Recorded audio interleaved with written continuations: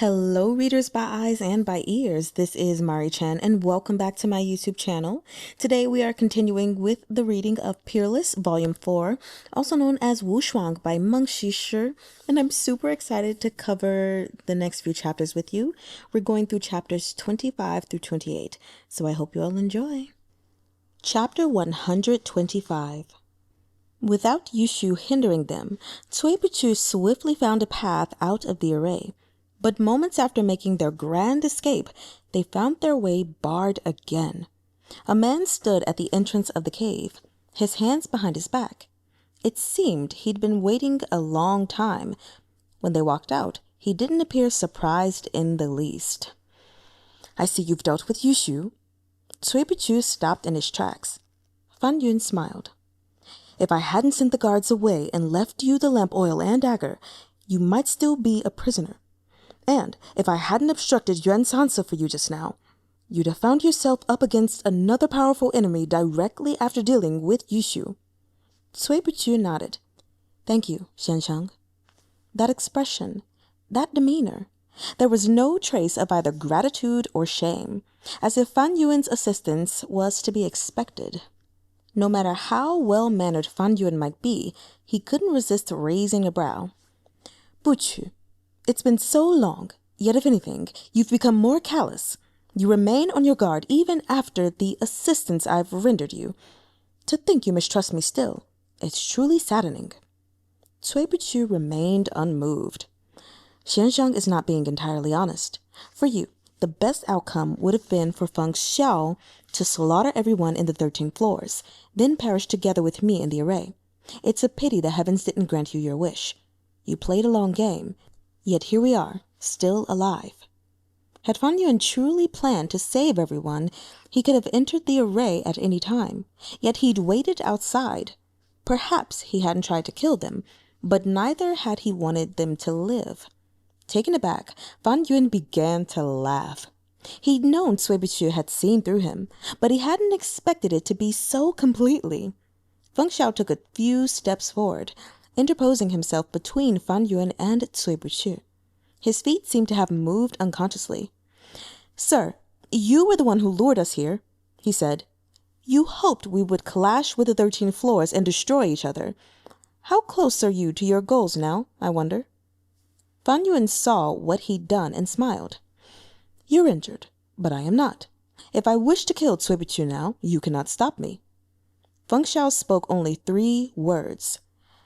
"I can try." Perhaps he couldn't kill Fah You-in, but he could certainly make things difficult for him.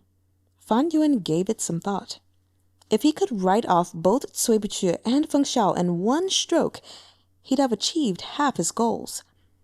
But he too had been injured during the fight with Yuan Sansa. If he wanted to kill Tsway Boo-qoo, he had to go through Feng Xiao, and even injured, Feng Xiao's martial prowess meant he was still dangerous. There might be no victor at all, yet both of them would pay a steep price. Before the secret meeting at Mount Tianan, Fah You-in had assumed Tsway Boo-qoo and Feng Xiao were at odds. Though they were both Tsway officials and close confidants of the emperor, they were happy to kick each other when they were down and showed each other no sympathy. Fah You-in had never imagined that, in the face of danger, they would willingly put aside their prejudices and work together to safely escape the Ursa Major Twin Jade Array. Fah You-in heaved a silent sigh of regret. Perhaps it was time to come clean.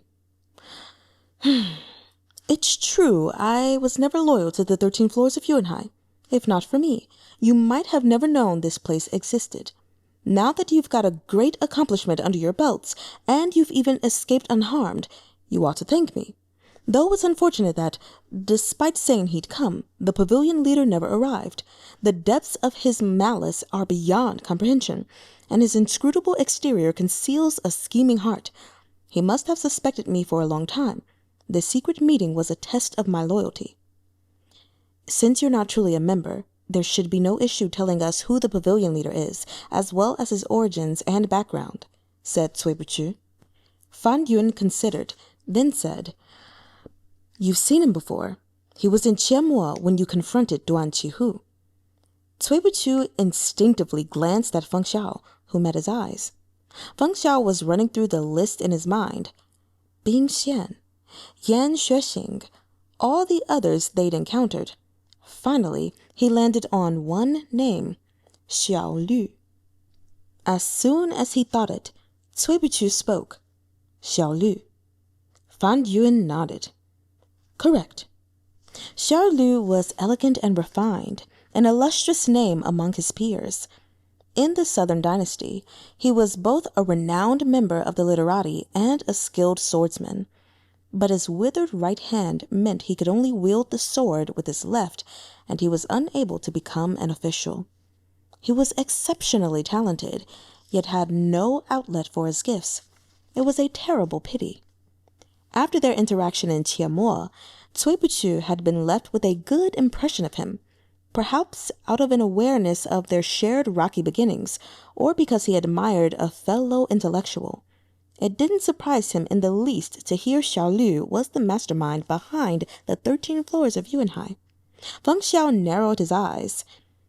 He deliberately hid his strength when I fought him. I wasn't there, so I couldn't say, said Fah You-in.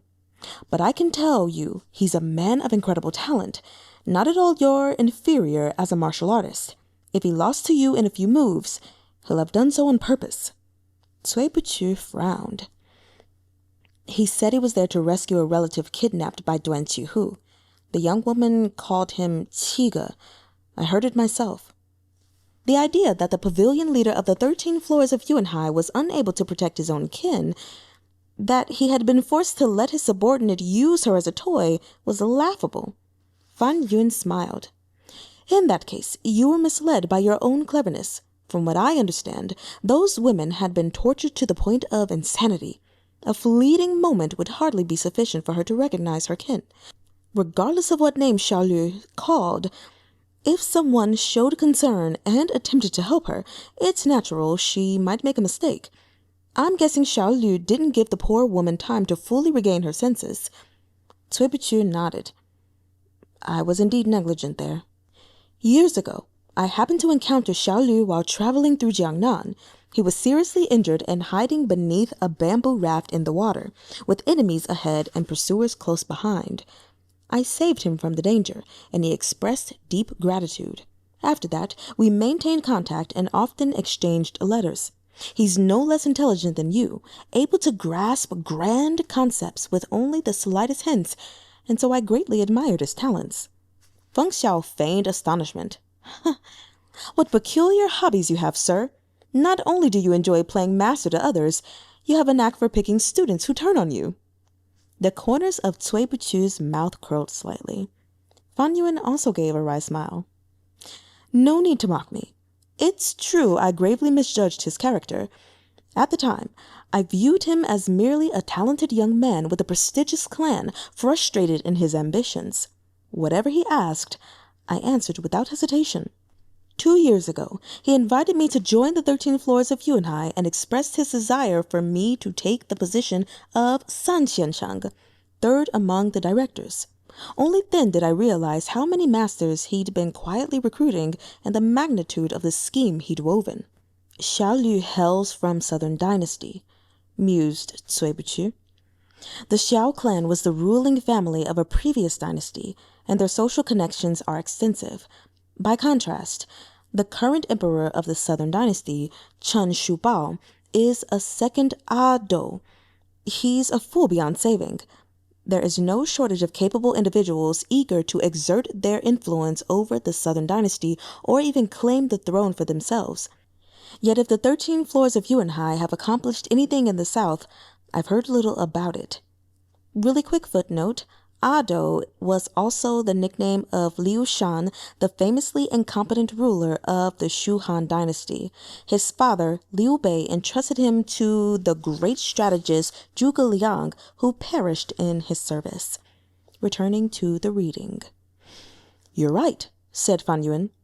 Because each time he schemed against Chen Shubao, I quietly sabotaged him.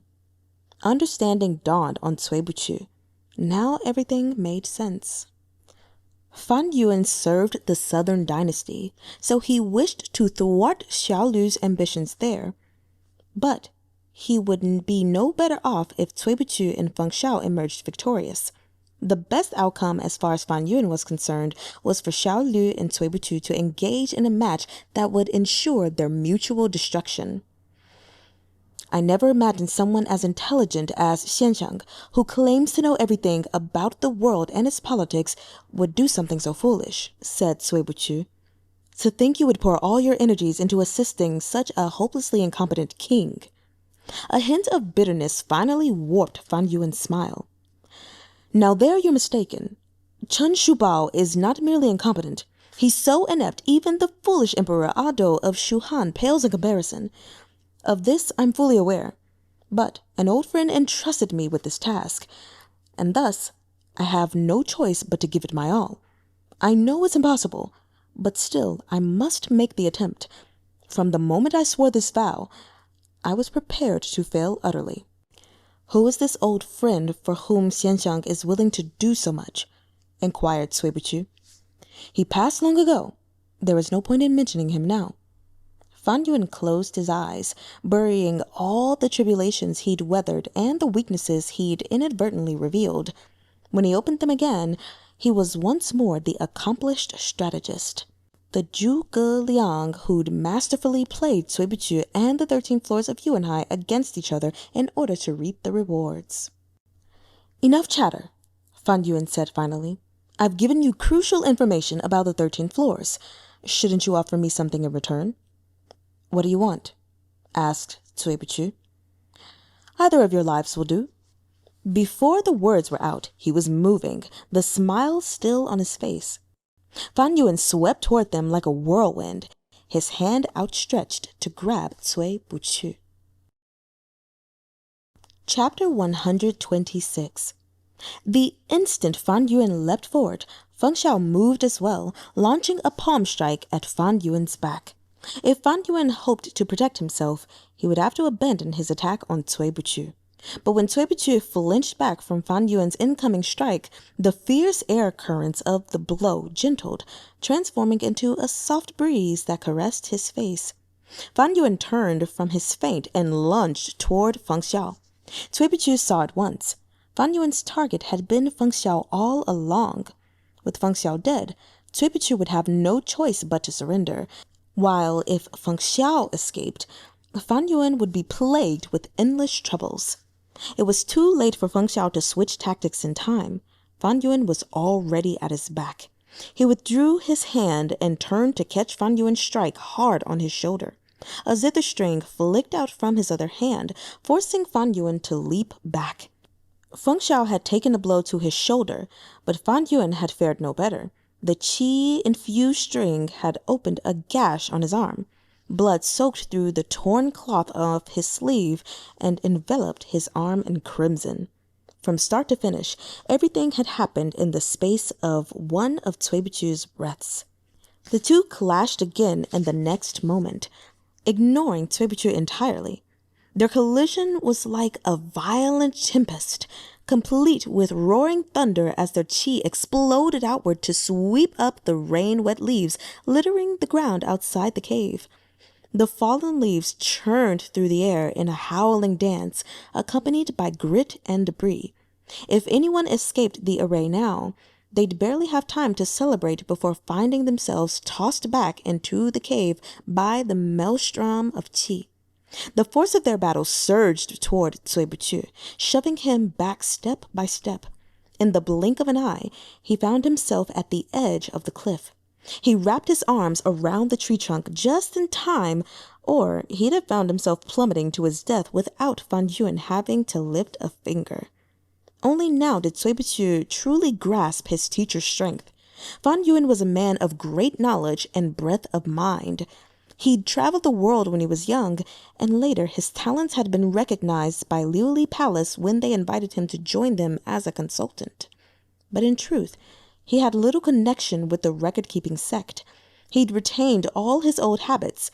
He was carefree and unrestrained, roaming the land like an idle cloud or wild crane. All that was known about him was that he was a descendant of the Fan clan. His martial arts, his origins, his education, all remained a mystery. After taking over the Zuoye Bureau, Tsway Boo-qoo had sent his people to secretly investigate Fah You-in and found that he was closely associated with Lin Chuan Academy, the largest sect in the Southern Dynasty. Though his martial arts incorporated his own innovations and improvements, the shadow of Lin Chuan Academy's signature style was perceptible in his moves. Lin Chuan Academy was a dedicated proponent of Confucianism, and their academy masters were all renowned Confucians in addition to being formidable martial artists. They devoted their lives to the idea of assisting a wise emperor in unifying the Central Plains and restoring the land to the Han people. Tsway Boo-qoo raised his hand and coughed a few times. The salty tang of blood rose in his throat and trickled from the corners of his mouth to dampen his fingers. He swiped it away with the back of his hand, indifferent, and slumped against a large boulder, settling in to observe the battle. His eyes narrowed slightly as he fought down nausea and dizziness. "Fah You-in," he called, "you went to great lengths to lure me here. Xiao Lü may not have shown himself, but what's transpired here today will be a harsh blow to him. I've already outlived my usefulness. Why not kill me first?" Fah You-in laughed. "It's no use trying to provoke me. Deputy Chief Feng is a peerless martial artist. I won't have any peace if I don't defeat him now. Boo-qoo, do you know why I refuse to accept you as my disciple?" His next attack missed, but he didn't force the offensive. His steps were feather-light as he and Feng Xiao circled each other, each patiently awaiting his chance. "It was I who refused to take you as a master," said Tsway Boo-qoo coolly. "Don't get it backward." "I thought so." Fah You-in continued to smile, pretending not to hear. "I read your fortune from your face when we first met. Your fate is a grim one, devoid of kin to aid you. You are destined to meet with calamity after calamity, and the moment you fail to overcome one, you will die a premature death, dragging those around you into disaster. Those close to you will find only misfortune. Look what happened this time. You were forced to come alone because Xian was injured. Isn't that right?" He appeared to be talking to Tsway Boo-qoo, but it was clear his words were meant for Feng Xiao. Other than exceptions like Tsway Boo-qoo, who refused to acknowledge the influence of the heavens, everyone from the most exalted emperor to the lowliest peddler believed in fate. Even Fah You-in himself, who'd seen nearly everything there was to see of the world, believed fate was not something humans could change. He'd once tried. When his old friend was gravely ill, he'd attempted to exchange part of his friend's destiny with his own, but in the end, this too had been in vain. Tsway Boo-qoo's face was a mask of indifference, as unmoved as sturdy bamboo standing tall amid the wind and rain. His frail, sickly body contained a core as hard and cold as steel. But even if he was indifferent to fate, it didn't mean others would be too.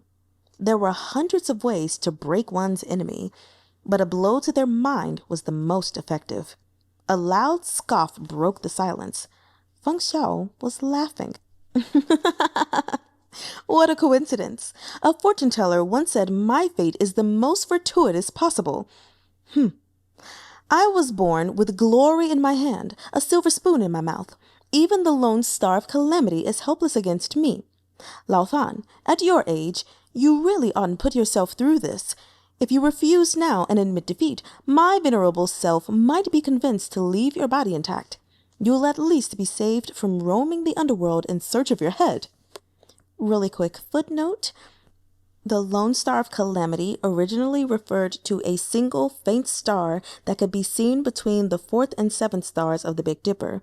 It's used as a metaphor for grave misfortune or an existence that brings disaster to others. Returning to the reading. He lunged forward in another strike. Fah You-in met his blow, and their chi exploded with a roar that tossed them both backward. Fah You-in landed smoothly on his toes, his expression composed. "I forgot," said Fah You-in. "As a demonic practitioner, you're more open-minded than most." Seeing Feng Xiao couldn't be distracted with words, Fah You-in fell silent. He drew his blade, and a sword glare burst from his chi and ripped toward Feng Xiao. At once, heavy rain and clouds choked the sky. As the attack streaked toward its target, the mist and rain melded, dappling a clear and rippling lake surface with shimmering scales beneath the crimson of the setting sun. It was a magnificent, fantastical sight. With the tap of his toes, Feng Xiao flew backward, his sleeves spread like wings as he shattered Fan Yuan's illusions. The storm vanished in an instant, leaving a glorious clear sky. Fan Yuan didn't stop. He swept forward with the sword glare and was in front of Feng Xiao in the blink of an eye. The after-images of his bright sword wove themselves layer upon layer into a curtain of qi. As the misty rain scattered, another scene materialized, persistent and unfading as a wall of storm clouds. Rocks and sand flew from the force of the sword qi, and splintered leaves swirled through the air like rain. Feng Xiao was engulfed, with nowhere to run. In the thick of battle, Feng Xiao could feel the depth of Fan Yuan's swordplay, brilliant and ethereal, yet shimmering with bloodlust. The moment he slipped, he'd be dead. Feng Xiao had known Fan Yuan was a skilled martial artist, but he'd never taken him seriously as an opponent. The man was over 50, yet he had no reputation within the Jianghu. Whatever skill he had, it could hardly be spectacular. He'd obtained his position in the 13 floors because the pavilion leader valued his strategies, not his martial arts. In contrast, Yu Shu and Yuan Sansa were some of the finest martial artists of their generation. Now Feng Xiao saw he'd been mistaken. Fan Yuan wasn't simply a good martial artist. Even Feng Xiao, with all his pride, had to admit that his skills ranked far above the top tier. This man could compete on even footing with the grandmasters. Why would such a powerful martial artist be completely unknown? Thoughts racing, Feng Xiao suddenly hit on a possibility. Liu Li Palace of Fangjiang Isle was responsible for all martial rankings. Their records of the martial world weren't perfect, but they were close. Fan Yuan could easily have used his connections there to expunge his name from the sect's records. He wasn't a member of the Jianghu and did not travel its roads, nor did he fight often. It was unsurprising few people knew of him. Pain spiked through Feng Xiao's back where he'd expelled Yu Shu's needle. His meridians there were undoubtedly injured, but Feng Xiao's hand remained steady. The zither string shot from his sleeve, stretched taut. One end remained in his grip, while the other dove toward the onrushing sword glare, ringing brightly as it tore through the arcing sword qi and shattered the mirage. As the note from the string reached Fan Yuan's ears, sound waves infused with Feng Xiao's internal energy blasted away the qi protecting Fan Yuan and funneled into his eardrums. Fan Yuan hadn't anticipated that his opponent would transform sound itself into a weapon. He looked at Feng Xiao in surprise. The Fa Jing sect specialized in the use of the zither in combat. Feng Xiao would have been more at ease if he'd had one with him. Alas, he'd already removed the precious Yu Ying strings one by one. Fan Yuan was an educated man. Had he known the string attacking him came from a zither on par with the renowned Zhao Liang, he'd have likely flown into a rage and stabbed Feng Xiao to death right then and there. But he didn't know, and so his hand only trembled slightly as the sound waves disrupted his attack. The sword glare shivered, and the curtain of after-images shattered its layers into the sky.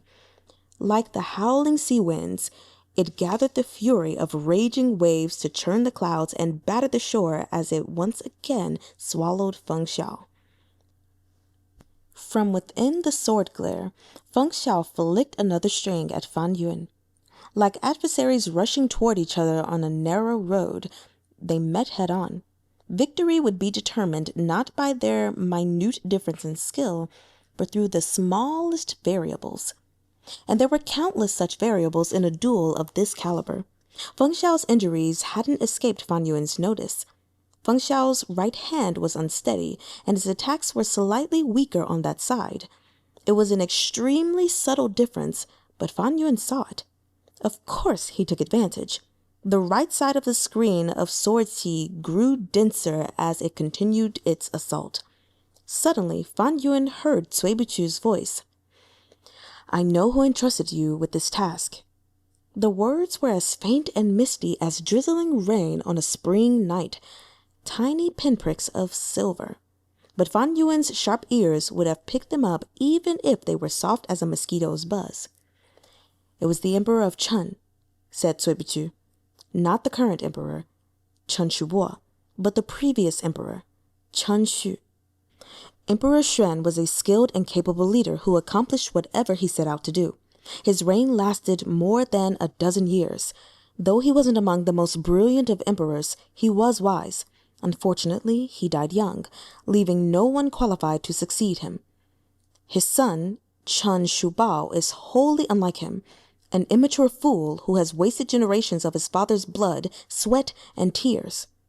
In that moment, Fang Yuan wished he could turn back time itself and stop Tsway Boo-qoo from speaking. But such a thing was impossible. Tsway Boo-qoo had already spoken, and all Fang Yuan could do was let the words drift into his ears. The chief of the Zuo Bureau truly deserved his reputation. Every word was a knife, stabbing unerringly in the most tender spots in Fang Yuan's heart and shattering his composure. "Xianxiang, you were close to Emperor Xuan. On his deathbed, he entrusted you with a son, yet that son was a fool beyond saving. But your old friend had passed, and you'd given him your solemn word. You had no choice but to dedicate yourself to carrying out his request, just as Zhuge Liang attempted to prop up that foolish emperor of Shuhan. You've been turning this way and that, spinning in futile circles. You instigated our conflict with the 13 floors of Shanhai, all for the sake of the emperor of southern Chen. But the greatest pity is that the emperor will never understand your kindness. No matter how exemplary your martial arts, no matter how clever your plots and schemes, I fear you're fated to walk the path of that great strategist and perish on the Wuzhang plains. You know it's impossible, yet you must attempt it. Surely Xianxiang knows what awaits him at the end of this road." Tsway Boo-qoo's words rushed out faster and faster, each a dagger striking its mark, carving open flesh to reveal white bone. Fang Yuan's breath hitched, and his sword glare wavered. Had Tsway Boo-qoo spoken these words at any other moment, they wouldn't have had the effect they did now. Fang Yuan suddenly regretted the mercy he'd shown Tsway Boo-qoo. He should have killed this man first. He lost his composure for the briefest moment, but that was enough for Feng Xiao. The zither string tore through the screen of after-images and pierced Fang Yuan's sword hand, and Feng Xiao shot forward right behind it. Fang Yuan paled in alarm. Before he could dodge, Feng Xiao's palm slammed into his chest. Fang Yuan stumbled backward and hacked up a mouthful of blood. Feng Xiao gave him no chance to recover. He pressed forward, striking thrice in rapid succession. Fang Yuan took the first two head-on, staggering backward as his face turned ashen. By the time the third blow arrived, he'd had enough. He turned and ran, leaping down the cliff and landing on the stones below. Within a few more bounds, his figure vanished into the mountain mists. "Arlang!" Moments after Fang Yuan disappeared, a large group rushed over. At their head was Ming Yue, the third chief of the Jiejian Bureau, with the Bureau's eagle riders behind him. Among them was another familiar face, Lin Yong, the young master of Yandang Mountain Estate. Tsway Boo-qoo had used all his breath with his final speech. He could hold on no longer. He slumped to the side, pain spiking through him as his injured body struck the rocks, yet unable to stop himself. Feng Xiao swiftly caught him before his head slammed into the ground. He looked up at Ming Yue in surprise. You certainly know how to make an entrance," he said. "Acid." Ming Yue's smile was strained. The lair was well hidden. We looked over half the mountain and couldn't find it. I happened to capture this man and had him guide us here." Feng Xiao jerked his chin, signaling for Ming Yue to unseal Lin Yong's mute acupoint. The instant his voice was freed, Lin Yong cried, "Yuan Tian, I've never done you any harm. I wouldn't help them hurt you. Yuan Sansa told me to poison you, but I refused. From the first time I laid eyes on you, I've always admired you. Even a glance from you is enough to make me happy." Feng Xiao's mouth twitched. Gag him. Don't! I'll stop talking. All right. Feng Xiao knew perfectly well that Lin Yong only appeared open and sociable. In reality, he was a schemer. Why else would he have feigned harmlessness to conceal his membership in the 13 floors of Shanhai? No matter what he babbled, Feng Xiao remained unmoved. Where are the others? When the fire broke out, that old bastard Ning Shi fled even faster than I did. I was trapped within the array and delayed for some time. I didn't see anyone when I came out. The only ones I ran into were your subordinates here. Then where's your pavilion leader, Xiao? Can he really remain involved after an incident like this? Lin Yong composed himself. The 13 floors of Shanhai place great value on hierarchy. I've never met the pavilion leader. Only the likes of Fan Xianshang and Yushu saw him regularly. Tsway Boo-qoo coughed. He's lying. Extract a confession from him once we get back. Use incense of helplessness. Lin Yong's face fell. Burning hatred flashed in his eyes. He shook off the riders holding him and turned to flee. Silver light shot from Ming-yue's sleeve and struck Lin Yong's shoulder. He fell down with a cry, and the eagle riders pounced on him to restrain him. A drizzling rain had begun to fall. Feng Xiao had neither the strength nor inclination to interrogate Lin Yong just now. He waved a hand for eagle riders to take him away. Spotting Tsway Boo-qoo still on the ground, Ming-yue strode over to help him. Tsway Boo-qoo accepted his assistance, thanking him in a low voice. Behind him, Feng Xiao said coolly, "This invalid can't even stand, and you want him to walk by himself. How far do you think he'll get?" Tsway Boo-qoo felt his feet leave the ground. A moment later, he was cradled in Feng Xiao's arms. Ming-yue was an upright person. This sight was a shock to him. Arlong, you're injured. Let me carry him." "I've already picked him up. Switching hands now will only be a hassle." Feng Xiao wrinkled his nose at Tsway Boo-qoo. "You smell like blood and dirt. It's nauseating. Didn't you hear what that Fan bastard said? Your fate is harsh. Anyone who gets close will suffer. I may be destined for greatness, but don't think for a moment I'll let you leech good fortune from me when we get back to the capital. Hurry up and find a fortune teller. Change your fate. I don't want your bad luck rubbing off on me." Tsway Boo-qoo was exhausted. The jostling as Feng Xiao carried him made his stomach churn. He could only press his lips tightly shut against the rising desire to cough up blood and use what little strength he had to roll his eyes. Behind him, Ming-yue listened in confusion.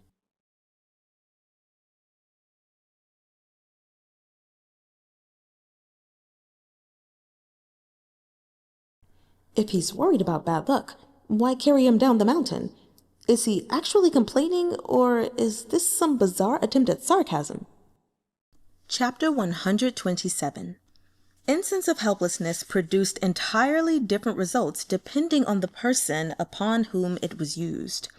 Feng Xiao still remembered the way Tsway Boo-qoo had endured the bone-melting pain of incense, yet retained enough reason to meet him in a clash of wits. Indeed, perhaps Tsway Boo-qoo's biggest mistake was that he'd been too calm and sober under the effects of the incense. It had roused Feng Xiao's suspicions. Yushu, too, had inhaled this incense thanks to Tsway Boo-qoo's scheming. He'd fought fiercely against Feng Xiao while poisoned and even managed to escape. Lin Yong, on the other hand, crumbled like wet paper. "Lin Yong told us everything he did as a member of the 13 floors of Shanhai," Ming-yue said, relaying the results of his interrogation to Feng Xiao and Tsway Boo-qoo. "Each director has defined responsibilities, and his was finance. Xiao Lü provided him with financial resources, and he made a great deal of money for them. According to him, the 13 floors are highly decentralized. As long as there were no pressing matters, the members didn't communicate. He knows very little. He can't even tell us what other pawns Xiao Lü might have planted in the north. The only somewhat useful lead he shared was the various methods by which Yandang Mountain Estate directly or indirectly contacted Xiao Lü." Ming-yue paused.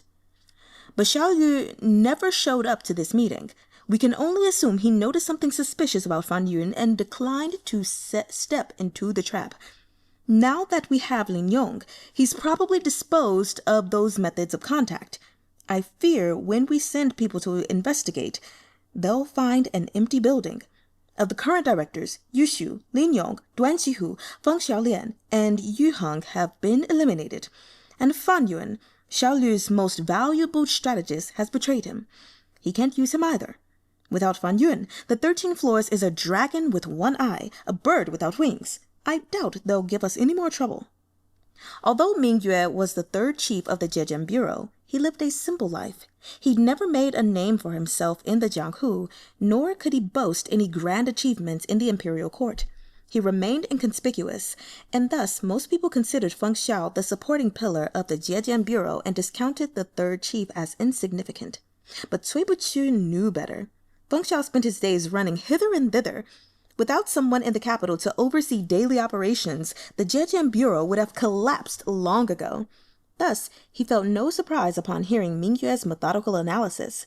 Indeed, it was wholly within his expectations. Mingyue's strength lay not in garnering glory or attention, but in standing guard behind the scenes.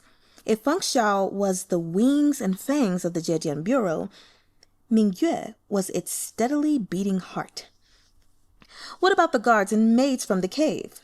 Feng Xiao asked. "Did we learn anything from them?" Shaking his head, Mingyue explained. "They were recruited to the 13 floors of Shanhai after their own sects were destroyed. They're no elite forces. Besides, they've been trapped in that cave for years. Most of them know very little. But a man named Liang Feng gave us one clue. He said the pavilion leader had appeared at a previous gathering with someone else who wasn't present this time, a girl with a veil. He never saw her face, but he heard the pavilion leader call her Huan Yang. He said they seemed close." Feng Xiao instinctively glanced at Tsway Boo-qoo. "Is there a woman in the Jianghu with the surname Huan?" Tsway Boo-qoo coughed a few times and frowned. After thinking for a long time, he firmly said, "No, perhaps an alias." He sat on the bed wrapped in a blanket, his face lined with fatigue. Mingyue and Feng Xiao had channeled him a sizable amount of qi, but it would take time for his severely damaged body to heal. Not only had he been made to hold his nose and take his medicine, whenever he pictured the displeased expressions he was sure to see on the faces of the Zuoye Bureau's other members, his mood sank lower still. As a powerful martial artist, Feng Xiao was far better off, yet even he was wrapped in layers of bandages beneath his clothes. "Let me take care of the cleanup here," Mingyue offered, seeing the poor state they were in. "Save the rest for when we return to the capital. One more thing, though. We looked all through the caves, but we didn't find the Jade of Heaven Lake. Someone must have fled with it." When Fah You-in had said the Jade of Heaven Lake could prolong his life, even Tsway Boo-qoo had wavered. He was no god or immortal. He was a human being, bound to the rules of the mortal world, and he would rather live than die. Yet at this news, his expression remained devoid of emotion. Perhaps he was already accustomed to the callousness with which the heavens treated him. Through all those trials and tribulations, he'd learned to rely on himself alone, not anything so hollow as hope. Most ordinary men would be bedridden for weeks after being stabbed in the chest. Yet here Tsway Boo-qoo was, sitting up talking to Feng Xiao and Mingyue. This, too, was proof of his iron will.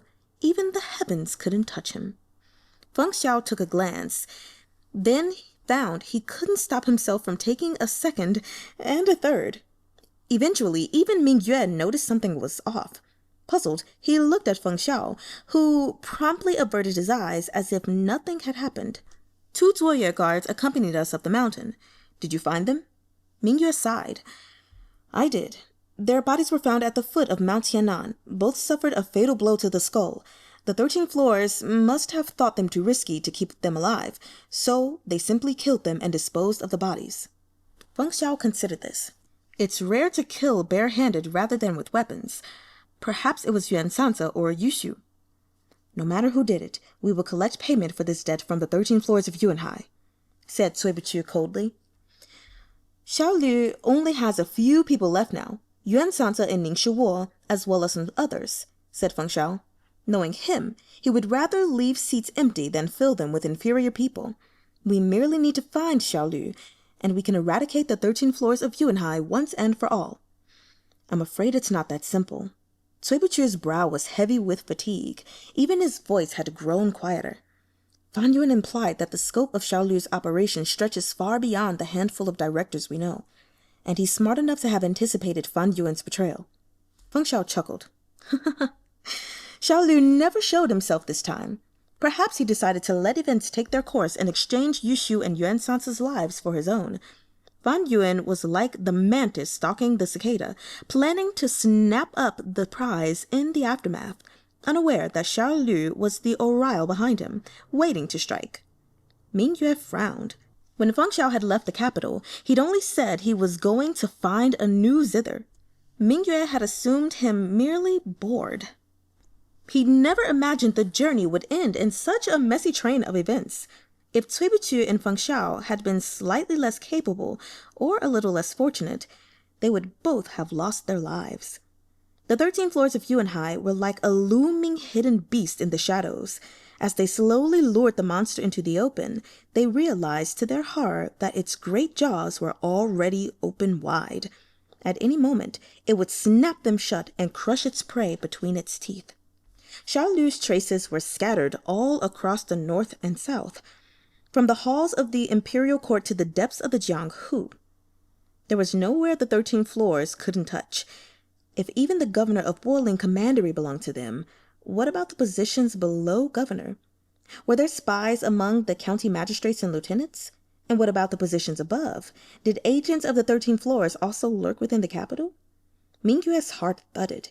He suddenly understood why Xiao Lü was so determined to rid himself of Feng Xiao and Tsway Boo-qoo.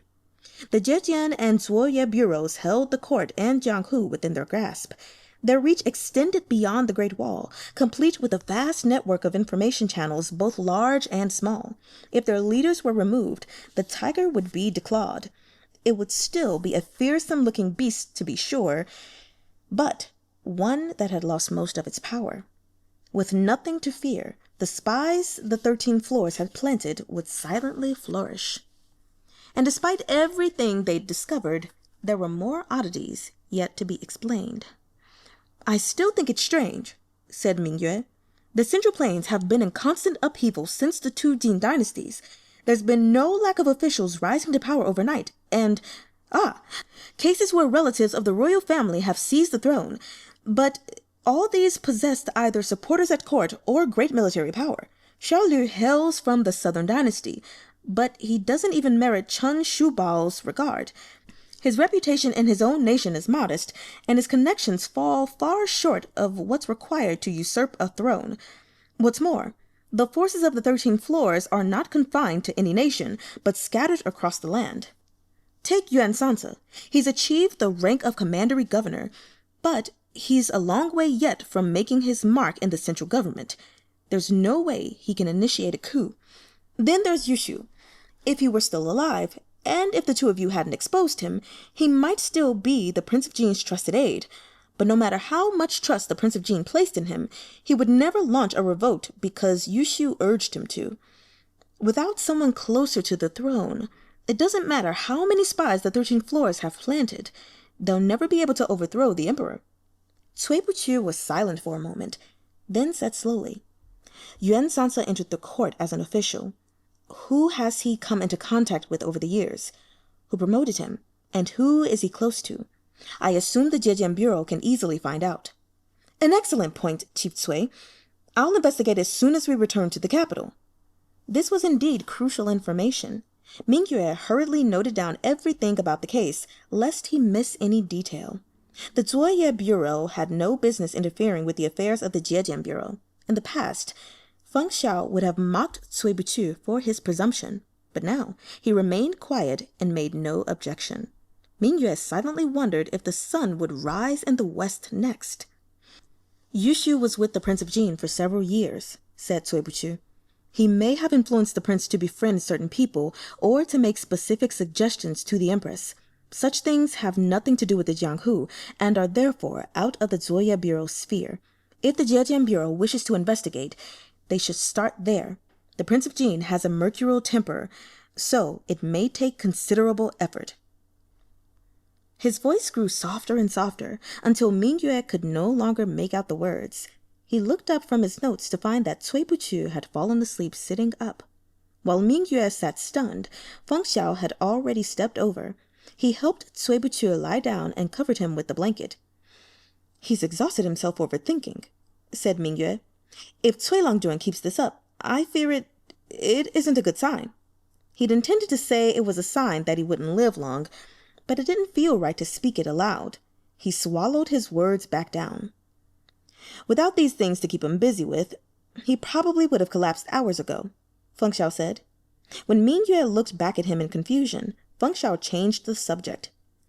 "Fah You-in might not be loyal to the 13 floors, but he's still an important player in this game. He knows many of their secrets. We can't let him slip through our fingers. Find him as soon as possible. He may be the key to tracking down both the Jade and Xiao Lü." Mingyue nodded his assent. Within his dream, Tsway Boo-qoo heard the murmurs of voices drifting past like the shadows of a revolving lantern. The words slid by, faint and indistinct, like the various things and people he'd seen throughout his life. At last, they receded like the tide, and everything returned to silence. Many times, Tsway Boo-qoo had felt that if he allowed himself to sleep, he would never wake again. A fatigue so immense it bordered on death would loom within his heart, wrapping around his body like dense silk until he was unable to breathe. But his life wasn't fated to end here. No matter how excruciating his dreams, he always struggled awake in the end and opened his eyes. Today was no different. Even he was impressed by his own tenacity sometimes. Tsway Boo-qoo stared at the bed canopy overhead, blinking slowly. It took him a quarter of an hour to recall where he was and why. He was in a small town at the foot of Mount Tianan. After descending the mountain, Mingyue had needed time to deal with the remnants of the 13 floors. He dispatched men to escort the guards and maids back to the capital for a thorough interrogation, while Feng Xiao and Tsway Boo-qoo stayed and recuperated before beginning their own journey. At his bedside sat a letter stamped with the Zuoye Bureau seal, the wax still intact. Tsway Boo-qoo opened it and saw it was from Xian. The mark on the seal meant the contents weren't confidential, so it had likely arrived via official post. Either Mingyue or Feng Xiao must have seen it and brought it to him. Xian explained that they'd found no traces of the 13 floors of Shanhai and Donghai Commandery. This was hardly surprising, as it was Fah You-in himself who'd led the false clues to lure him there. After Xian had been injured during their adventure in the Western Khaganate, Tsway Boo-qoo had instructed her to stay in the capital. Apparently, she couldn't bear to remain idle and had run off to Donghai Commandery with Jiangsu and Bodhi. Tsway Boo-qoo could see her disappointment at having nothing to show for it in every stroke of her brush as she asked him what they ought to do next. Voices rose outside. Tsway Boo-qoo lit a candle and fed the letter bit by bit to the flame, burning the paper to ash. Then he got off the bed and stepped into his boots, planning to freshen up. The sweet fragrance of osmanthus wafted through the window. After the time he'd spent in that dark, sunless cave, even an ordinary cloudy day was crisp and refreshing. Tsway Boo-qoo was in a good mood. When he opened the door, he found Feng Xiao and Mingyue playing a game at a small table in the yard. Injured he might be, but Deputy Chief Fung could never be happy quietly recuperating in bed. Tsway Boo-qoo gave their game a brief glance before looking away in disinterest. Mingyue stood and cupped his hands in greeting. As he ranked below Tsway Boo-qoo, this was only proper. Tsway Boo-qoo acknowledged him with a nod. "No need to be so polite, Third Chief. Keep playing. I'm going to take a walk." Feng Xiao called him back. "Care for a match?" "I don't know how to play." Feng Xiao was stunned. "You don't know how to play Shu-pu?" This and other board games like it had originated during the late Han Dynasty. Nowadays, it wasn't just popular in the capital. Master players roamed streets and marketplaces even in remote locales. Tsway Boo-qoo answered Feng Xiao's question with a guileless expression. "Is it strange I don't know how to play?" But it really was strange. Feng Xiao looked at him as he might regard a bizarre bird with 4 wings. After staring for a long moment, he said, I left some food for you on the stove. I'll teach you after you eat. Tsway Boo-qoo shook his head. Why do I need to learn? All you do is work. Are there any hobbies you enjoy? Work is my hobby, said Tsway Boo-qoo, unfazed. Feng Xiao shot Mingyue a look as if to say, see? Mingyue was fully on board. Wouldn't it be wonderful if Deputy Chief Fung, who was all play and no work, and Chief Tsway Boo-qoo, who was all work and no play, could rub off on each other a bit? But in the face of Tsway Boo-qoo's dull response, no matter how he racked his brain, Mingyue couldn't think of what to say. Only Feng Xiao retained his enthusiasm. How about we make a bet? He suggested. I'll teach you the rules and we'll play a few rounds. Best 2 out of 3. The loser must agree to one request made by the winner. Tsway Boo-qoo finally grew interested. Any request? Feng Xiao arched a brow. Of course, as long as it's within my power to grant. Such a generous offer, Deputy Chief Fung. You mustn't go back on your word when the time comes. Feng Xiao smiled a little. What will you request? Or could it be that you want me?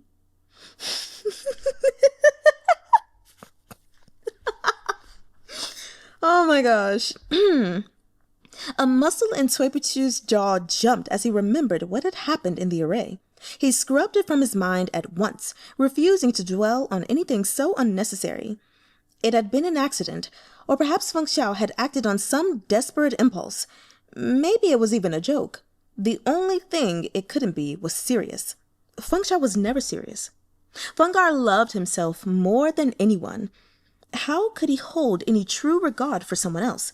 And Tsway Boo-qoo was destined for a life of solitude. Why worry about something so pointless? I want the names of Xueh officials in every county and commandery, at every rank, Tsway Boo-qoo said languidly. Feng Xiao's smile froze on his face. The Ministry of Personnel had their own lists of officials, but the Jiedian bureaus was more detailed.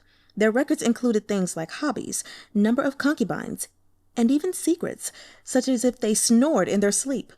Tsway Boo-qoo had coveted such a list for a long time, and today he finally had his chance. How could he let it slip by? Mingyue turned his head away. It took all he had to stop himself from laughing. Chapter 128. The rules of Shupu were easily grasped. After watching Feng Xiao and Mingyue's next game, Tsway Boo-qoo understood well enough. The game didn't rely only on strategy. Luck was needed as well. Tsway Boo-qoo turned out to be fairly lucky and won the first match. Mingyue still had business to finish, so he excused himself after a round. Feng Xiao and Tsway Boo-qoo sat together in the garden, surrounded by the sweet scent of osmanthus. Sunlight trickled through the pale yellow petals. The autumn sun bathed them in its meager warmth, and the fragrance of flowers drifted on the breeze. But the heart of the tableau was the pair sitting beneath the tree. Where people were, the bustle and vigor of life followed. The game board sat upon a stone table polished to a spotless gleam. Even the jade-green teacups at the side of the board rippled like a clear emerald spring. Naturally, these items all belonged to Feng Xiao. Mingyue knew his boss too well. He'd bought a new tea set and washed it thrice with boiling water. Otherwise, Feng Xiao would doubtless complain about some imagined speck of dust at the bottom of his cup until the end of time. Tsway Boo-qoo held a bowl of Malay porridge, sipping as he played. The warmth flowed from his throat to his stomach, revitalizing his body slowly but surely. He was a much more adaptable creature than Feng Xiao. If there was no other food to be had, someone could hand him a bowl of congee mixed with gravel. As long as he was hungry enough, he'd placidly lift the bowl and eat. A little less than half a bowl later, he was beginning to feel full. His hand holding the bowl paused, and he looked at the board, frowning. Feng Xiao arched a gleeful brow. I won. Tsway Boo-qoo remained impassive. It's only the second round. In that case, the final round would be the decisive one. These were men who spent their days flirting with danger, crossing mountains of blaze and seas of flame. Countless rare treasures had passed through their hands, yet now they were getting fired up over a tiny bet. Tsway Boo-qoo was determined to get his hands on those names, while Feng Xiao never lost any bet he wanted to win. Tasks discharged, Mingyue returned to watch the match. The moment he reached the courtyard entrance, he stopped in his tracks. Not only had Feng Xiao lost his previous spiritedness, he now looked grave. He looked at Tsway Boo-qoo, then down at the game board. His expression shifted. What happened? Mingyue looked at them in bafflement, wondering if he ought to step into the crossfire or stand aside and enjoy the show. He swiftly chose the latter. Mingyue stared keenly at the board and watched as Tsway Boo-qoo's glass game piece crossed the finish line first.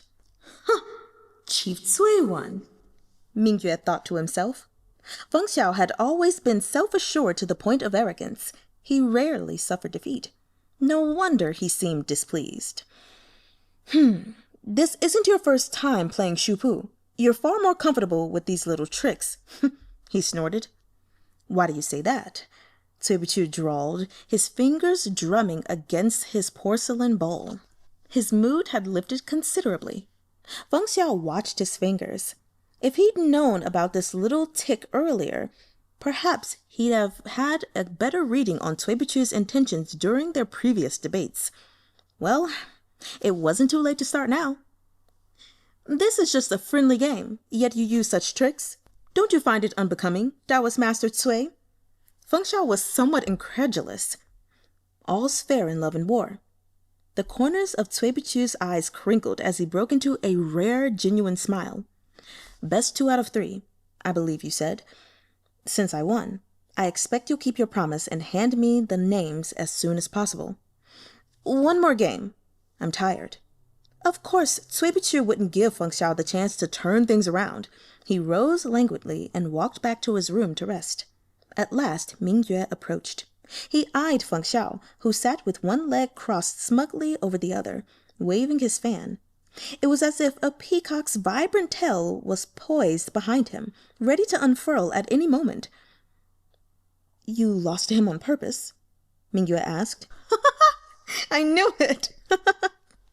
Feng Xiao yawned. When you want something from someone, you need first to offer something in exchange. Understand?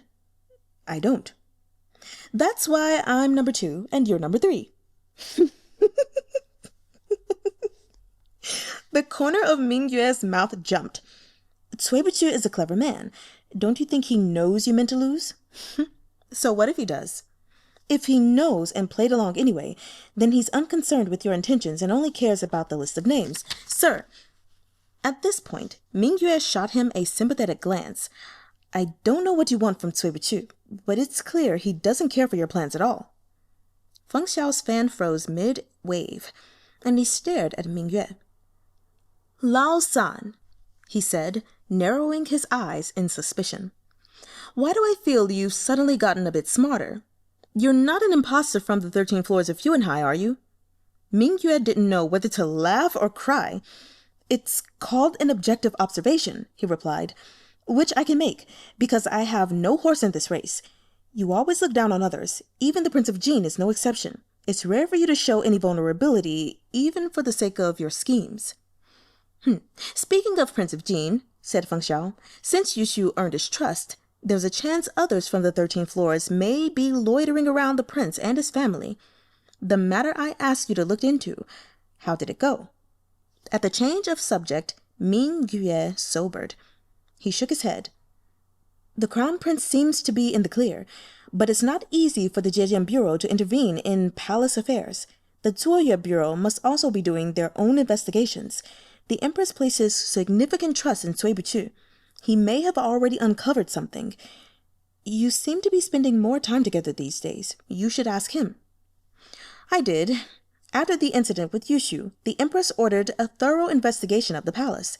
They turned up a few suspicious individuals, but nothing connected to the 13 floors of Shanhai. We can take an optimistic view. Xiao Lü's reach doesn't extend as far as we feared. But if we look at it pessimistically, he has entrenched his pieces so deeply that locating them will take time. Either way, there's someone I need you to keep an eye on once we return to the capital. Who? Feng Xiao didn't keep him in suspense. Princess Leping. Understanding dawned on Mingyue. You suspect some rebels evaded capture after the Thousand Lantern Banquet. You think they're still lurking around her? Whether they are or not, Feng Xiao said evenly, we can't relax our surveillance of the princess's residence, both inside and out. The moon waxed and then waned. Qixi had long passed, and the Mid-Autumn Festival was drawing near. Since the day Great Tsway was founded, the emperor had chosen to disregard the old systems of the previous dynasty, prioritizing change over convenience. He implemented sweeping reforms, relocating the capital, enacting new laws, and reducing taxes to stimulate national recovery. Though everyone anticipated an eventual war between Tsway and the Khaganate, the prices of everyday goods, firewood, rice, salt, and oil, weighed more heavily than any faraway threat on the minds of most. As the new dynasty and its policies took effect, the people found themselves with more wealth in their pockets. The common folk had more to spend on food and festivities, and the streets and alleys bustled with their preparations. But among the officials and nobles, the prevailing topic was not the upcoming Mid-Autumn Festival, but Princess Lanling and County Duchess Yuan. Princess Lanling had always been meek and obedient to her parents, but rumors now swirled that when the empress had brought up the subject of marriage, she'd boldly requested to marry Feng Xiao, the deputy chief of the Zhejian Bureau. While it was no secret that Princess Lanling had taken a fancy to Feng Xiao, no one thought she dared to propose marrying him to the empress herself. Coincidentally, Fungar had recently returned to the capital. Many were eagerly awaiting his response, hoping for a bit of scandalous entertainment. As for Duchess Yuan, the chatter about her was, unsurprisingly, of a similar nature. The Duchess was of marrying age, but her situation was more complicated than that of Princess Lanling. Her mother, Princess Leping, was determined to find her daughter the perfect husband, yet she disdained all the suitors willing to marry Yuan Ying, considering them beneath the girl. At the same time, the other men who met her stringent criteria had no interest in marrying her daughter. As a result, Princess Leping visited the palace often, turning to her supremely capable mother for help. Empress Dugu was happy to see her daughter more frequently. She had many children, but it was her eldest daughter who received the lion's share of her love and attention. It was to her mother's great sadness that, despite her lofty status, Princess Leping's life had been a difficult one. She'd lost her husband and had no sons. Her only child was her daughter, Yuan Ying. Princess Leping's parents would eventually pass away and leave her. Once her daughter married, the only person she could rely on would be her brother, the future emperor. Contemplating her daughter's circumstances, Empress Dugu's heart swelled with compassion. Princess Leping laid her head on her mother's lap, and Empress Dugu stroked the raven hair beneath her fingers, anguish washing over her at the strands of gray mingled within the black. Like any mother, she loved her children dearly. Even as she held the title of one of the two saints, even as she immersed herself in government affairs, she remained a mother, and in this case, one burdened by a guilty conscience. I've heard you've practically gone cross-eyed trying to pick a husband for Ying. There are so many eligible men out there.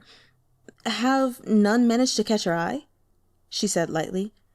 Could it be you're like Awu, hoping for Feng Xiao as your son-in-law? Princess Leping shifted her head on her mother's lap.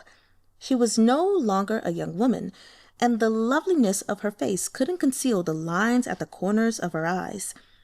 Yet no matter her age, in front of her mother, she remained the sweet girl who'd forever revered her parents. This was something time would never change. Princess Leping smiled. Feng Erlang is a fine man. He's a peerless martial artist and a talented official. I don't blame Awu for being drawn to him. If I were 10 years younger, perhaps I'd feel the same. The Awu they discussed was, of course, none other than Princess Lanling, young Awu who'd fallen hopelessly in love with the deputy chief of the Zhejian Bureau. The empress smiled back. Unfilial daughter, How can you call yourself old in front of your mother? You're young yet, and the eldest princess of this dynasty. If you found a good man, simply tell your father and me. Why suffer so?" Princess Leping's expression darkened, but she remained silent. "If you don't wish to remain a widow," Empress Dugu said evenly, "you ought to seek a talented consort who can stand openly by your side. Carry on like this, and sycophants will flock to you, hoping to use you as a stepping stone for their own rise. You'll face more incidents like the one at the Thousand Lantern banquet." Abruptly, the princess dropped to her knees. "Mother, that incident was my fault. I endangered both the crown prince and the Prince of Jin. If anything should happen to them, I wouldn't atone even with 1,000 deaths. I promise it will never happen again." The empress sighed and reached down to help her up. "I don't blame you, and neither does your father. You are too hard on yourself. Yuan is long gone. You owe him nothing, and there's no need to remain a widow for him. Consider this. If your new husband belongs to one of the 7 great families, his status will overshadow that of Ying's father. Over time, people will forget. They will no longer bring it up." "Mother, lately I keep thinking, if only I hadn't married Yuan, how wonderful everything could have been." Princess Leping fell into her lap again and sobbed quietly. Empress Dugu was harsh and imperious, while her eldest daughter was soft and meek. The two couldn't have made a greater contrast. Even so, the empress had an endless well of patience for the eldest princess. "Silly child, the past is behind us. There's no need to dwell on it. If you don't wish to remarry, I won't force you. But you've looked at so many talented men for Ying. Don't you have any favorites?" Princess Leping shook her head. "Everyone is lacking. Ying, she's too naive, easily swayed by others. I just want her to be safe, happy, and carefree for the rest of her life." Empress Dugu mulled this over. "In that case, her husband must be clever and powerful. Oh, God. Oh, God. Someone who can protect her. Here's a thought. What about Tsway Boo-qoo?"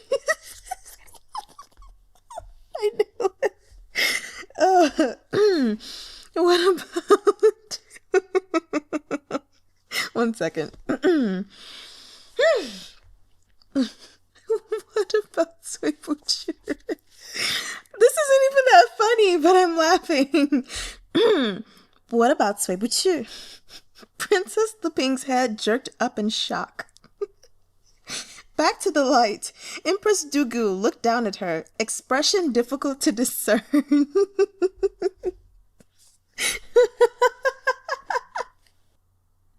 Chapter 129.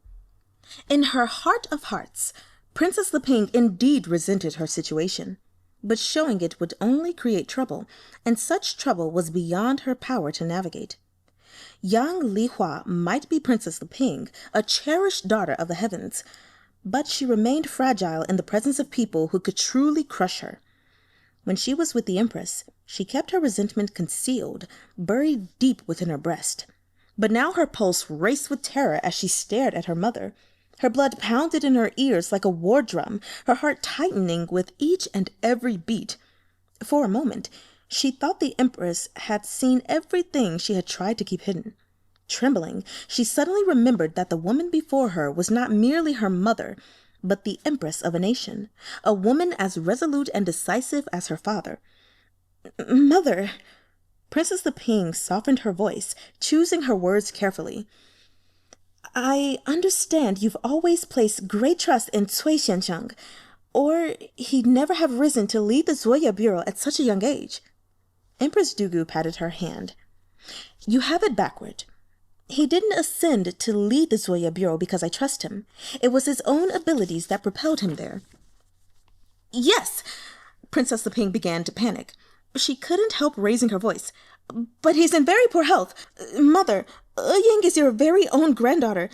Could you bear to see her widowed so soon after her marriage?" Empress Dugu remained unfazed.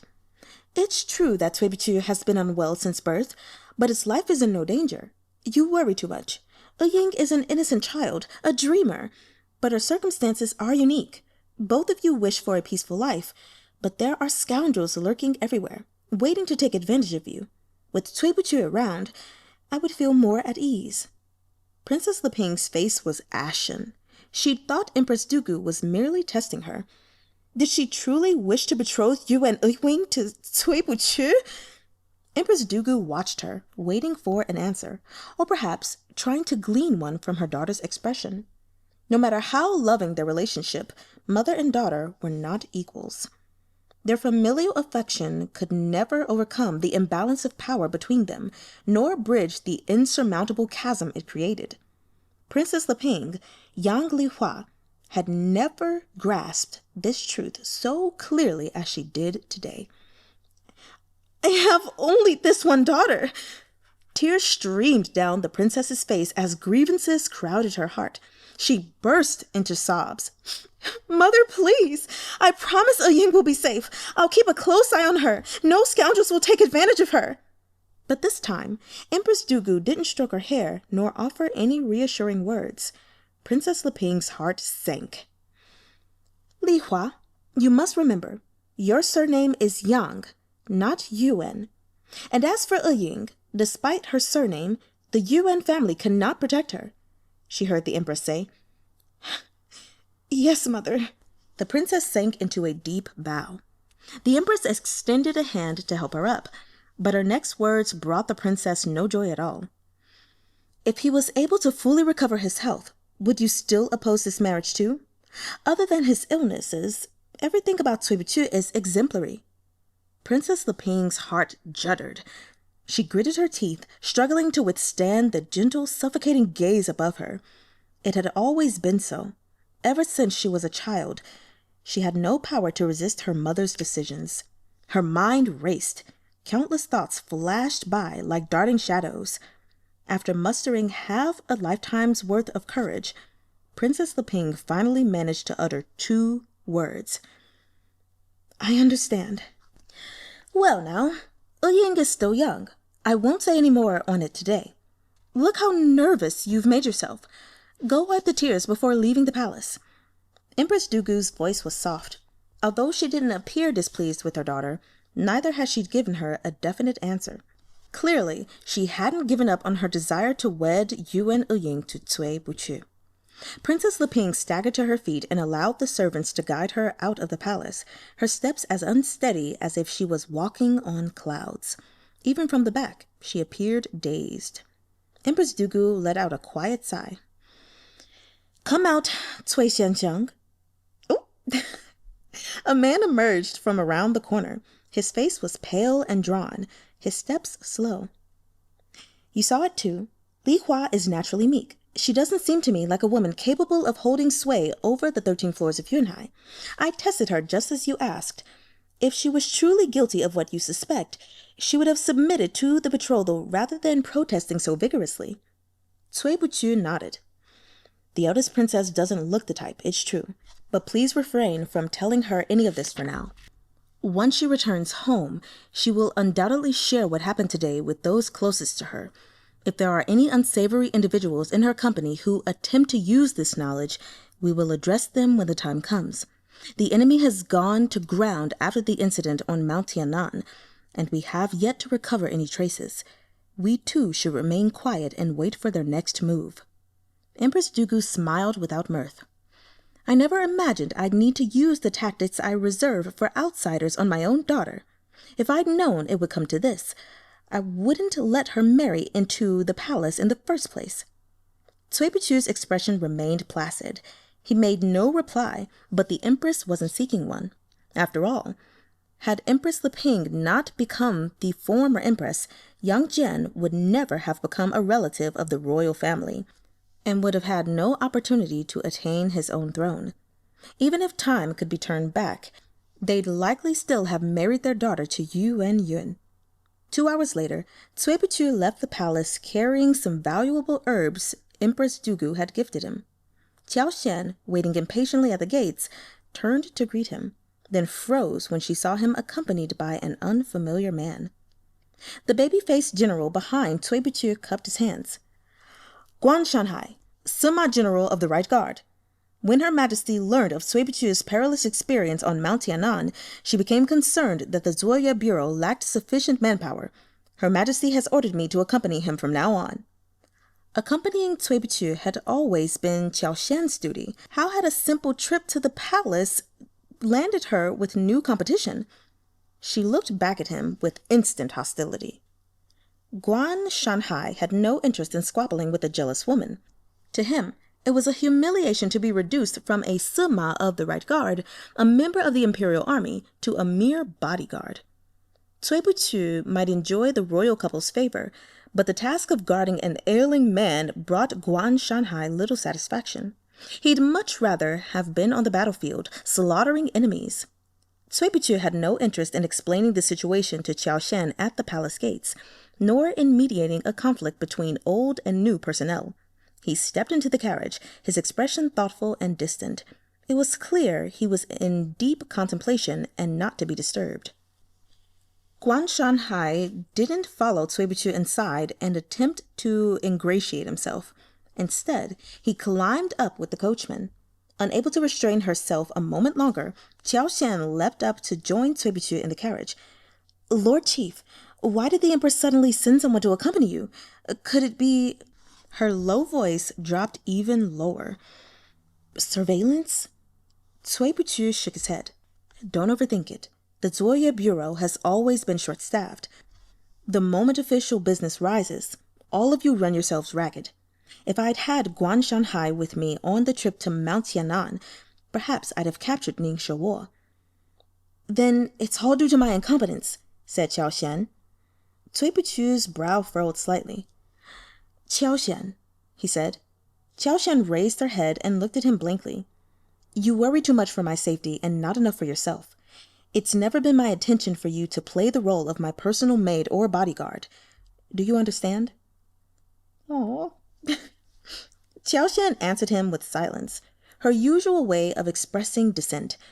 He had always been more lenient with her than other members of the Zuoya Bureau, but this time he had no plans to indulge her. The Zuoya Bureau was overseen by two deputy chiefs, Jiangsu and Bodi, who handled external affairs, and Song Liang-chen, who handled internal. Below them were the Zuoya guards, who diligently followed their commands. Qiao Xian frequently accompanied Tsway Boo-qoo, leading many to perceive her as merely his bodyguard. But Tsway Boo-qoo didn't wish for her to be confined to his side forever. Qiao Xian belonged to a wider world. If she chose to roam the Jianghu, she was skilled enough to carve out a place for herself. There was no reason she should stay in Tsway Boo-qoo's shadow. Qiao Xian remained utterly silent, her expression one of deep hurt. Tsway Boo-qoo had been unmoved by Princess Liping's sobs, yet now he extended a hand and gently patted Qiao Xian's head. She shifted subtly under his hand, as if nuzzling her head against his palm. There was nothing suggestive in it. Rather, she resembled a small animal seeking comfort. "How many years have we known each other?" Tsway Boo-qoo asked. 4, Qiao Xian said dully. She still remembered their meeting clearly. It had been a year before the Zuoyan Bureau was established. Tsway Boo-qoo's tone was gentle. "It's time for you to gain some independence. Your lordship, don't go so far away again, all right?" Only in front of Tsway Boo-qoo did she remove her cold, hard shell. Her tone, which could only be described as pleading, was one no one else had ever heard. "If I'm not with you, who will look after your health?" "That won't be a problem. I'll bring the medicine you gave me. Besides, there's Guan Shanhai now. And—" Tsway Boo-qoo stopped. He didn't say Feng Xiao's name. That Fung bastard never missed a chance to make life difficult for him, but he couldn't deny they worked well together when it mattered most.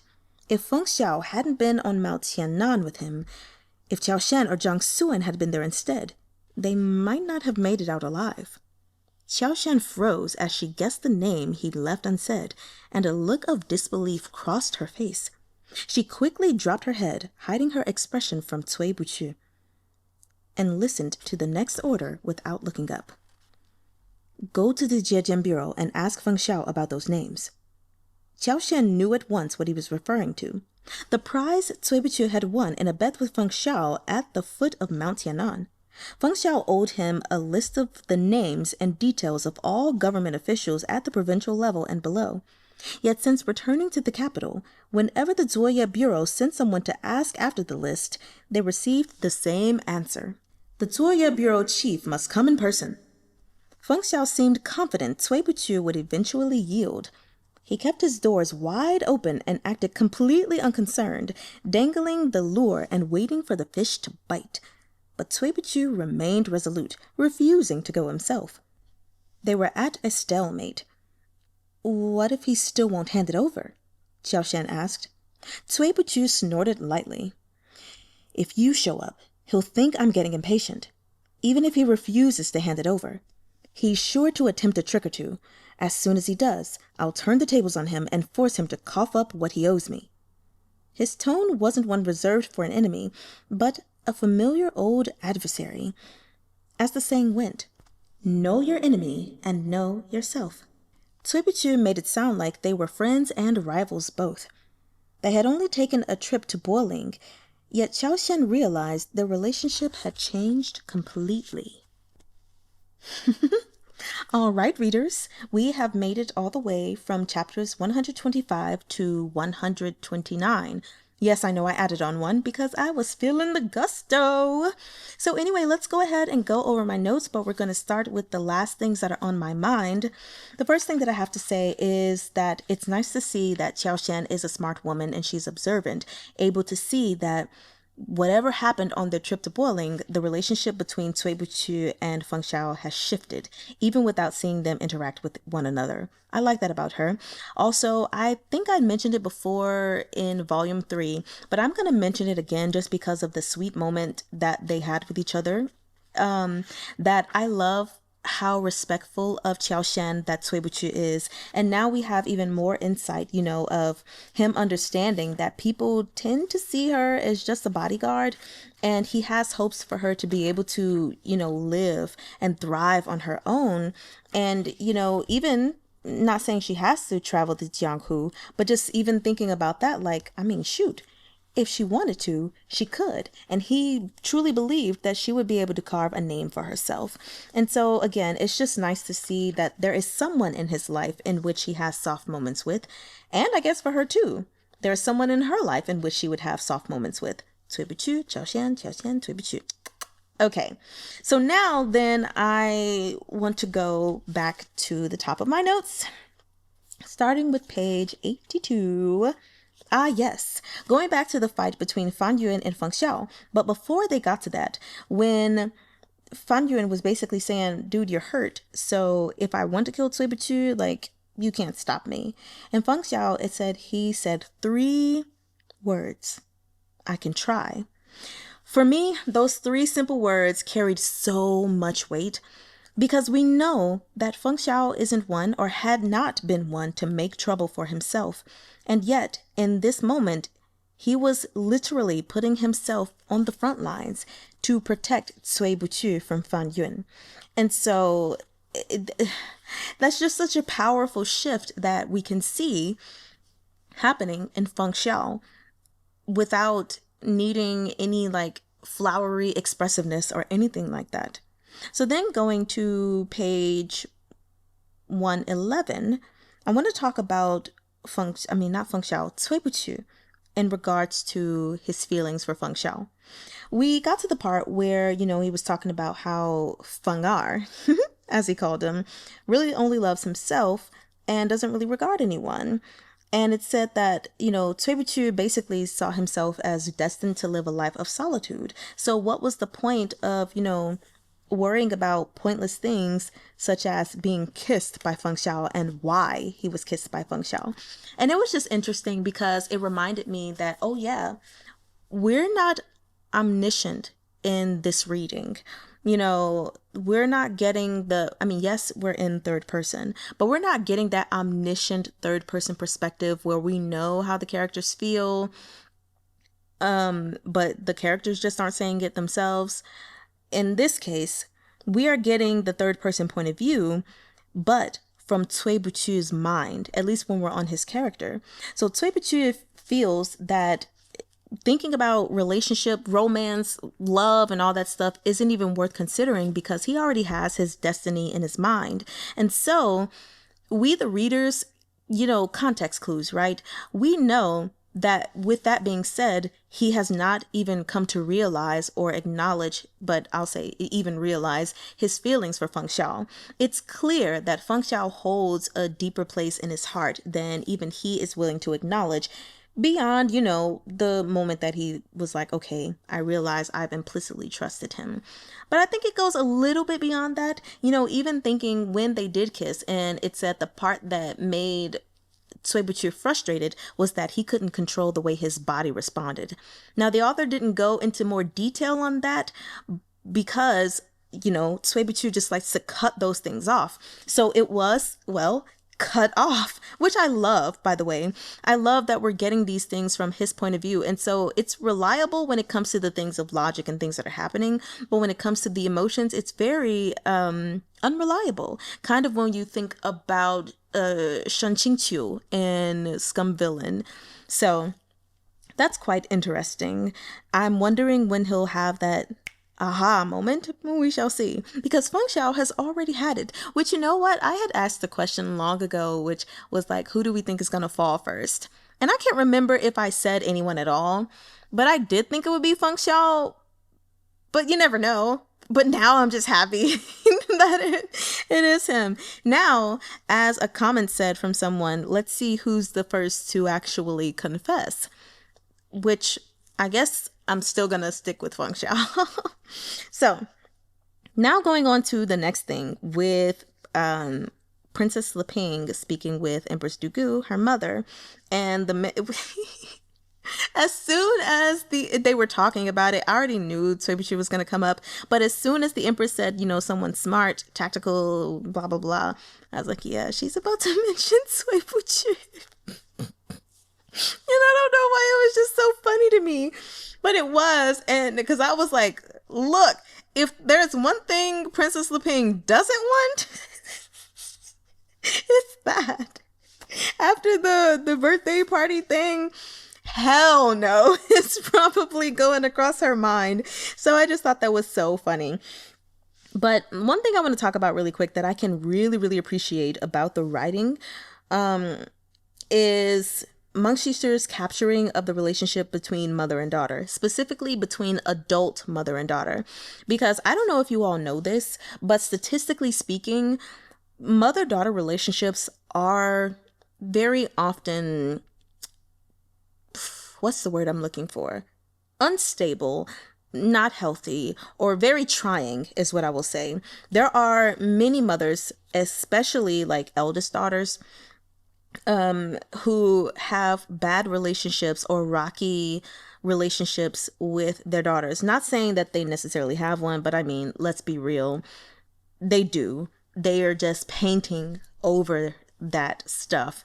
And so it was interesting when it was talking about, how there was a power dynamic between the two of them, even with Princess Leping being an adult. And that is so freaking accurate, because for us women, when we have, as young girls, when we have these trying relationships with our mothers as we're growing up, especially as problems come, we get to a point of adulthood where there's still just like this battle that we have to have with our mothers of not being talked to as if we are a child. I get there's this empress to princess dynamic thing, but I'm specifically only talking about the mother-daughter, because a lot of mothers won't see their child, as an adult after they become one. And there's always this whole thing of like, I'm the mom, I know best, and blah, blah, blah, blah, snore. And so I just thought it was really nice to see that portrayed within the story, because, I mean, I'm not saying that like Meng Xi Shi researched anything like that. I don't think you really have to, but to know that that was something so realistic that she pulled on and planted into her story, I think it was an absolutely beautiful thing to enhance the writing. Now, the next thing I wanted to say, which is actually it's the last thing that I have to say, cool, is about that whole thing still, when Princess the Ping said, I understand, to her mother, I want to give you guys, I guess, different ways to say I understand. Because when I tell y'all, there are so many. There are so many. So I'm going to assume that when she said I understand, she most likely said, because you said she said two words, 我, which is I, 明白, is what I'm going to assume. Either that or she said princess, which I can't remember at the moment. Hold on. Okay, yeah, that's right. 公主, which is princess, because I know sometimes they don't address themselves as I. So it's possible she said 公主明白. But I'm just going to say 我明白 because, I'm not reading the Chinese version. So I don't know which one she said. But 明白, Ming is like clear and bai is white. So if you think when you say 我明白, it's like saying that is crystal clear. What you said, I totally understand it. There is no room for me to not understand, basically. But there are other ways to say that you understand. So the next way I want to share with you guys is 听懂, which is having the ability to understand. So whereas 明白that's crystal clear, 听懂 is basically like saying, I understand what you're saying. I have the capability of understanding. Or even like 听 is to listen or to hear, and 懂 is to understand. So it's like you're saying, I heard you and my brain understands what you're saying. Boom. Then we have 理解, which is to understand the logic or the reason behind something. So 我理解 is basically saying, okay, I understand your reasoning, or I understand why this is that way. Next, we have 了解, which 了解 is to have complete understanding of someone or something. So this is more on a relational thing, I would say. Like if someone is explaining a really bad situation they're in, like your girlfriend is talking to you about her situation with her boyfriend and why she doesn't want to break up with him or something like that. I don't know. And you get it. You feel it and you know her as a person. So you're like, okay, 我了解. Like I understand you completely, girl. I get it. I feel what you're feeling. And then the third, I feel like that was the fifth. What? 1, 2, 3, 4, 5. Yes, the fifth way to say I understand. This is a bit more casual. Definitely would not be what the princess said to the empress. And that's 知道了. 知道了 is like, got it. Yeah. Or in some cases, it could be like, I know. I got it. Like if someone is telling you, hey, make sure when you go to the store that you, before picking up the apples and just putting it in the bag, that you check them to make sure they're actually good. And you'd be like, 知道了, got it. Or if someone says something, I don't know, obvious to you, and it's like, duh, it's like, 知道了, like, I know. So those are all of the ways that I know of to say, I understand, I got it, and so on and so forth. So I hope those were interesting for you to listen to. We have had some new names come up, so I am going to go over them really quickly. They are in the description if you want to look at them just to see the letters and get used to certain letter combinations making certain sounds together. So, of course, I'm not going to go over Tsway Boo-qoo, Feng Xiao, Fah You-in, blah, blah, blah, blah, blah, blah. But we did have Bing Xian come up again. So, Bing Xian. And I'm not doing the tones, just the, the pronunciation. So, Bing Xian. And then we have Yan, Xuexing. If you're following in the list, I'm going in order. So, Yan, that's Y-A-N, is pretty much always going to be Yan. Xuexing. Xiao Lü. It's the U that has the umlaut on top of it. So you're going to do, again, that oo sound and try to put E in there. So oo, yu, Xiao Lü.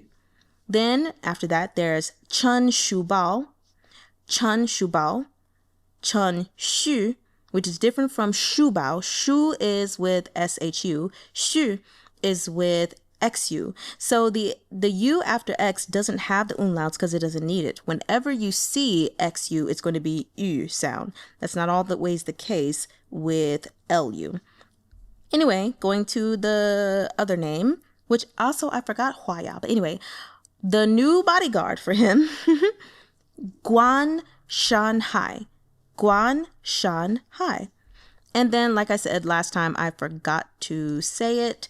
Huaya, which is that Lin Yong fellow. Huaya. All right, that is it. I hope you all enjoyed these chapters and continue to share your thoughts and the reactions with me in the comment section. Yeah, I guess I will see you all next time. We are going to get through this quickly. I can tell because... How quickly? I don't know. But we're going to get through it quickly because I'm excited about reading it and like... well, I felt the gusto today. I don't know. Maybe things could be different. My body has been acting a little strange. But I feel like as long as my body don't be doing weird things to me, we're going to get through this so fast. I'm excited. So excited. But also not excited because then after that, we'll have to wait until October the 21st for the 5th one. Anyway, that's it. Yes. Well, Me.Mimo.